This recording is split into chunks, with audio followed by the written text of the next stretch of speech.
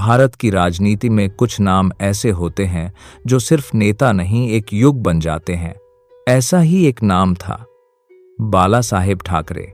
एक कलाकार, एक पत्रकार, एक प्रखर वक्ता और मुंबई की मिट्टी से जन्मा एक आंदोलन।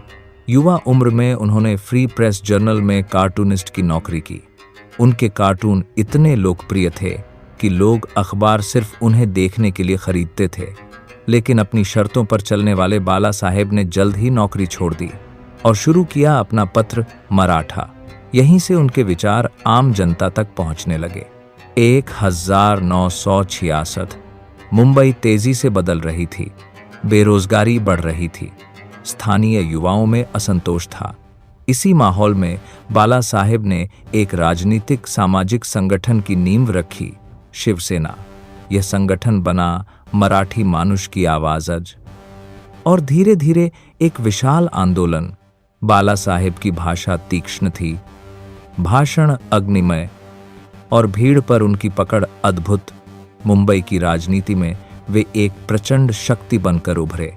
बाला साहेब अपने समर्थकों के लिए सिर्फ नेता नहीं, एक परिवार का सदस्य थे। उनके घर, मातोश्री के दरवाजे हर किसी के लिए खुले रहते।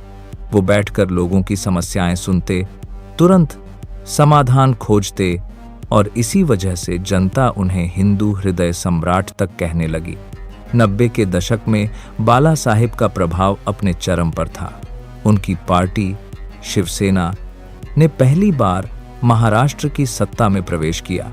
राजनीति में उनकी भूमिका चाहे आधिकारिक रही हो या परोक्ष, पर निर्णयों पर उनकी छाप साफ देखी जाती थी। उनकी बात देश की राष्ट्रीय राजनीति तक में सुनी जाती थी। राजनीति की आंधी के बीच भी उनके भीतर का कलाकार कभी नहीं मरा। वे संगीत, कला और फोटोग्राफी से गहरा प्यार करते थे। परिवार से भी उनका रिश्ता बेहद भावुक और गहरा था।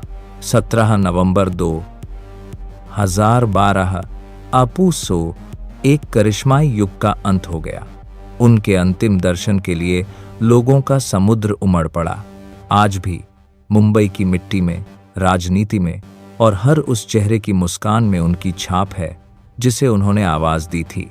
बाला साहेब ठाकरे, एक ऐसा नाम जिसने अपनी बात कभी दबी आवाज में नहीं कही।